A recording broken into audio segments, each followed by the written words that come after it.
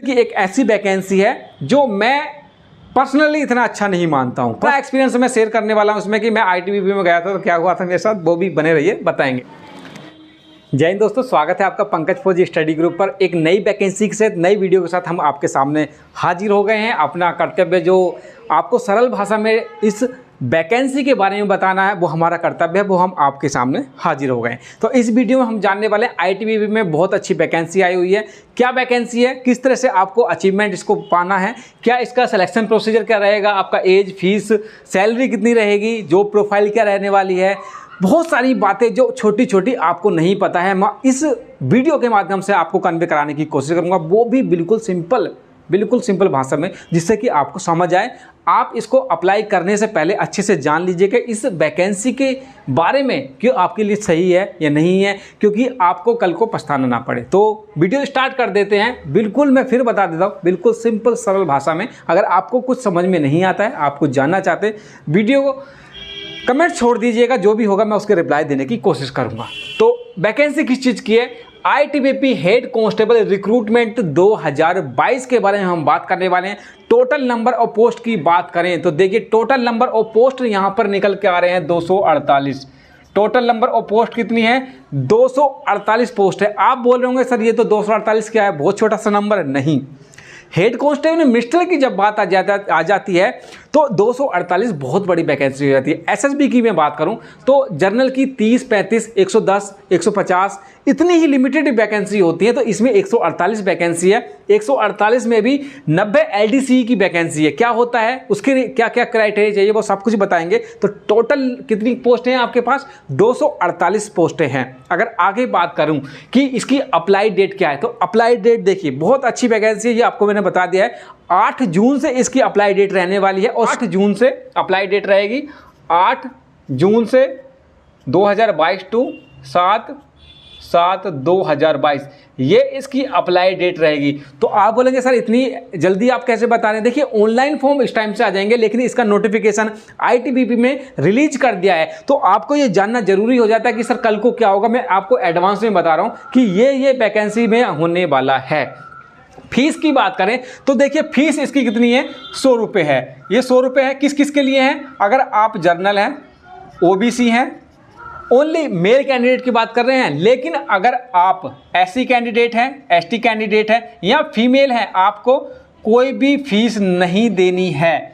OBC general के लिए 100 रुपये है। एससी, एसटी या महिला फीमेल कैंडिडेट हैं उनके लिए 0 रुपये यहाँ पर देखने को मिलने वाली है। एज की बात करें तो 18 से 25 साल आपको एज देखने को मिलेगी।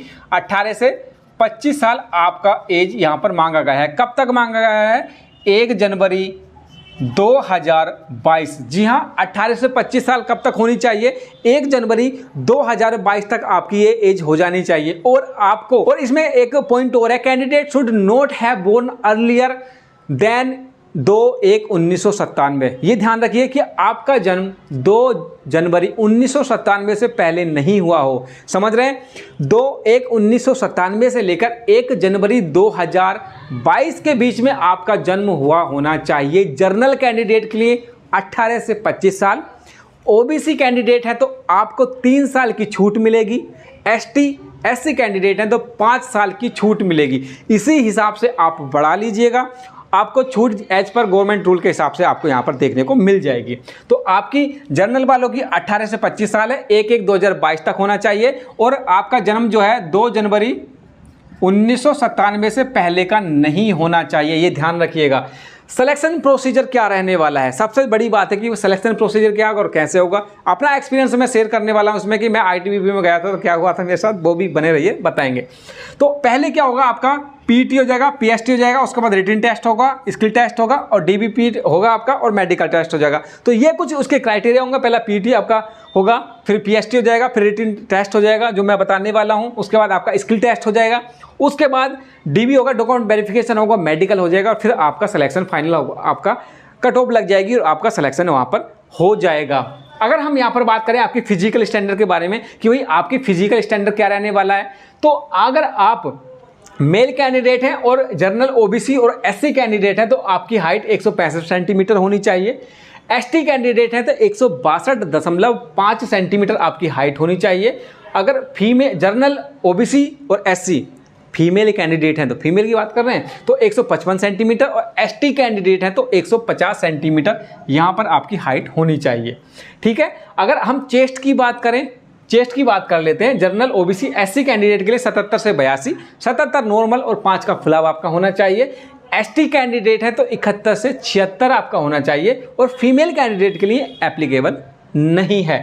रनिंग की बात कर लेते हैं, रनिंग भी इसमें आपको इंक्लूड कर दी गई है। तो रनिंग की बात करें तो 1600 मीटर इन 7.30 सेकंड में आपको करनी है, और फीमेल के लिए 800 मीटर है, कितना 4 मिनट और 4 सेकंड में आपको कंप्लीट करनी है। हाई जंप भी है 3 फीट 6 इंच, और महिलाओं के लिए 3 फीट है। लॉन्ग जंप 11 फीट और महिलाओं के लिए 9 फीट है। ये इसकी बेसिक फिजिकल स्टैंडर्ड आपको पास करना होगा नेक्स्ट स्टेज के लिए जाने के लिए। बात कर लेते हैं आपकी पोस्ट डिटेल के बारे में कि भाई आपकी पोस्ट कितनी कितनी है। तो देखिए अलग अलग कैटेगरी वाइज बटी हुई है। Head constable combatised ministerial direct recruitment, head constable combatised ministerial recruitment कितनी है? मेल कैंडिडेट की 135 पोस्ट है, और head constable ministerial direct female candidate के लिए 23 पोस्ट है। अब यहाँ पर ये जो टर्म्स है आपको परेशान करोगा। कम्बेटाइज क्या होता है, कम्बेटाइज के बारे में हम बात करेंगे।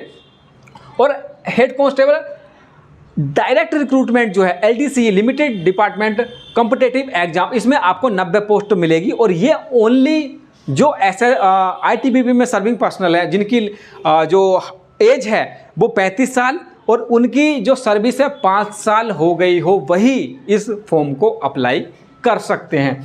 बात कर लेते हैं एलिजिबिलिटी क्या क्या है। तो 10 सिंपली आपको 10+2 आपका होना चाहिए, प्लस आपको 30 वर्ड पर मिनट आपका हिंदी में टाइपिंग होनी चाहिए, और 35 वर्ड पर मिनट आपको इंग्लिश में होनी चाहिए। हिंदी की 30 वर्ड पर मिनट, इंग्लिश की 35 वर्ड पर मिनट। ऑनलाइन आपकी टाइपिंग होगी, ऑफलाइन नहीं होती, उनका अपना सॉफ्टवेयर है, ऑनलाइन जाके आप अपनी टाइपिंग कर सकते हैं। एक चीज़ और है कि इसमें 10 गुना बच्चे बुलाते हैं टाइपिंग के टाइम पे, तो बताऊंगा अभी आगे बताता हूँ। ये हो गया, ये मैंने बता दिया ओनली ITBP की सर्विंग पर्सन हो जाती है। आपकी पोस्ट डिटेल हो गई। सिलेबस ये हो गया आपका। सिलेबस में आपका मैथ आ जाएगा, रीजनिंग आ जाएगी, GK आ जाएगा, इंग्लिश, कंप्यूटर का टेस्ट हो जाएगा, और टोटल क्वेश्चन कितने हो जाएंगे? 100 क्वेश्चन होंगे, 100 मार्क्स का होगा, और 3 घंटे का टाइम यहाँ पर मिलेगा। और नेगेटिव मार्किंग का अभी तक तो नहीं है, और मुझे लगता भी नहीं कि यार होगा, मुझे लगता नहीं कि इस एग्जाम में आपका नेगेटिव मार्किंग देखने को मिलेगा। एक चीज़ और कि ये जो एग्जाम है आपका ऑफलाइन होने वाला है, आपका एग्जाम ऑफलाइन होगा, लेकिन जो ये फॉर्म है ऑनलाइन सबमिशन करना होगा। ओनली एडमिट कार्ड भी आपके ऑनलाइन ही जनरेट होंगे। ये तो हो गई वैकेंसी से रिलेटेड बात। अब मैं अपने एक्सपीरियंस से इससे रिलेटेड शेयर कर देता हूँ। ये एक मिनिस्ट्रियल की एक ऐसी वैकेंसी है जो मैं पर्सनली इतना अच्छा नहीं मानता हूँ। क्यों? क्योंकि दूसरे वैकेंसी आप देखेंगे उसमें आपकी कहीं ना कहीं हेड कांस्टेबल मिनिस्टर को रियायत दी जाती है। किस तरह की वैकेंसी में मतलब ड्यूटी भी थोड़ी कंप्यूटाइज बोल रहे हैं, कंप्यूटाइज मतलब वर्दीधारी सभी हैं, लेकिन उसमें कहीं ना कहीं रियायत दी जाती है। इसमें आपको आउट ड्यूटी भी देना पड़ेगा बहुत सारे, और इनकी ट्रांसफ़र पॉलिसी है कि 3-4 साल के बाद आपको ट्रांसफ़र दे दिया जाएगा एक स्टडी लोकेशन से दूसरी। तो पर्सनली अगर मैं माना जाए, देखा जाए, मैंने इस फॉर्म को बहुत नज़दीक से देखा है। मैंने अप्लाई किया था और मैं उसमें मेरिट में शायद छट गया था। और इसमें एक सबसे खूबसूरत बात जो है कि अगर आपका रिटन में नंबर आ जाता है, तो आपके चांसेस बहुत ज़्यादा बढ़ जाते हैं। टाइपिंग में कोई फेल नहीं होता। टाइपिंग इतनी टाइप मास्टर पे होती है इनकी, और इतनी ईजी होती है कि भाई कुछ नहीं कह सकते, बहुत सिंपल वर्ड आते हैं।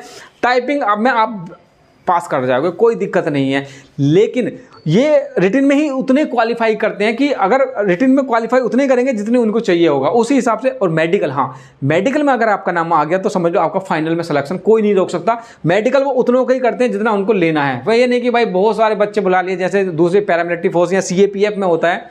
कुछ बच्चे मुझे ज्ञान दे रहे थे कि आपको ये नहीं पता पैरामिलिट्री का होता है, CAPF का होता है। हम डायरेक्ट बोल देते हैं पैरामिलिट्री फोर्स, जबकि हमें पता बहुत है। आपको नहीं पता होगा उतना हमें पता है। तो ये ज्ञान मत दिया करो कि भाई CAPF क्या है, पैरामिलिट्री फोर्स क्या है, ठीक है। तो कभी कभी बह जाते हैं, धारा प्रवाह में निकल जाता है, तो उसको कुछ चीज़ों को इग्नोर करना है कि यार आके लाइव हमारे पास कोई संसाधन तो है बात करने के लिए, इससे मोबाइल से ही बोल रहे हैं या कैमरे से ही बोल रहे हैं, तो कुछ चीज़ों को इग्नोर कर दीजिएगा। जो अच्छी अच्छी चीज़ें वो ले लीजिएगा, बुरी बुरी चीज़ छोड़ दीजिएगा। तो मैं ये कह रहा था कि आपका सिलेक्शन बढ़ जाता है जब आपका मेडिकल के लिए बुलाते हैं, तो चांसेस बढ़ जाते हैं, क्योंकि वो उतने ही लेते हैं जितना उनको मेडिकल की ज़रूरत है, उतने ही मेडिकल में पास करते हैं और सिलेक्शन हो जाता है। टाइपिंग बहुत ईजी होती है, टाइपिंग में ध्यान मत दीजिए। रिटन बहुत हार्ड आता है, hard in the sense merit अच्छी खासी जाती है, पेपर ज़्यादा हार्ड नहीं आता, लेकिन इन द सेंस कि आपका ठीक ठाक जाता है। नेगेटिव मार्किंग का जैसे भी आएगा मैं फिर मतलब आपको बिल्कुल क्लियर करके बताऊंगा। नेगेटिव अभी कुछ ऐसा नोटिफिकेशन में है नहीं कि क्लियर होगा नहीं होगा, तो ये सब कुछ जानकारी थी। कंप्यूटराइज की यार मैं बता दूं कि मेरे को पर्सनली इतनी अच्छी नहीं लगती है। इसकी जगह सीआरपी है, बीएसएफ है, आईटीबीपी को छोड़ के जितनी भी पैरामिलिट्री फोर्स या सीएपीएफ है उनके मुझे हेड कांस्टेबल मिनिस्टर अच्छे लगते हैं। असम राइफल का ही मेरे को पर्सनली अच्छा नहीं है। ये मेरा अपना ओपिनियन है, सबको लग सकता है बहुत अच्छा लगे, लेकिन मेरा अपना ओपिनियन, मेरे को इतना पसंद नहीं है। आईटीबीपी का head constable minister computerise ministerial. तो ये टोटल 248 पोस्ट का थोड़ा रिव्यू था, मैंने अपना पॉइंट ऑफ व्यू बताया। फॉर्म जरूर भरना, क्या पता आपको नसीब कहाँ लेकर जा रहा है, अच्छा लगे आपको, यहाँ आपका सिलेक्शन हो जाए। तो पैसे तो अच्छे हैं, पैसे और फोर्सेस की तरह हैं और हिल एरिया में रहते हैं, अच्छे पैसे मिलने वाले, मोटे रकम मिलने वाले। सैलरी की बात मैं कर देता हूँ, सैलरी छूट गई थी, सैलरी की बात कर लेते हैं। तो सैलरी कितनी, 25,500 से 81,100। इसकी सैलरी कितनी होने वाली है, 25,500 से कितनी, 81,100। अब लगा लीजिएगा कि आपको अच्छी लगने वाली है नहीं लगने वाली, इतनी इसमें सैलरी मिलने वाली है। इनिशियल आपकी ये हो जाएगा, प्लस अलाउंसेस, इसमें अलाउंसेस भी मिलने वाले हैं। तो अलाउंसेस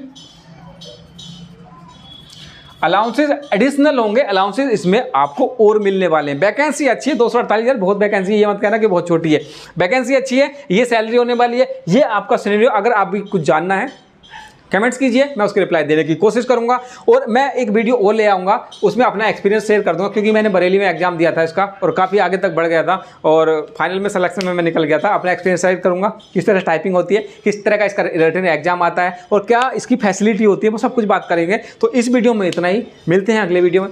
चैनल सब्सक्राइब कर लीजिएगा, वीडियो शेयर लाइक कर दीजिए, बार बार बोलना ना पड़े यार, कर लिया करो अपने आप, ठीक है, लेंथ ही हो जाती है थोड़ी वीडियो। तो अगले वीडियो में मिलते हैं, तब तक के लिए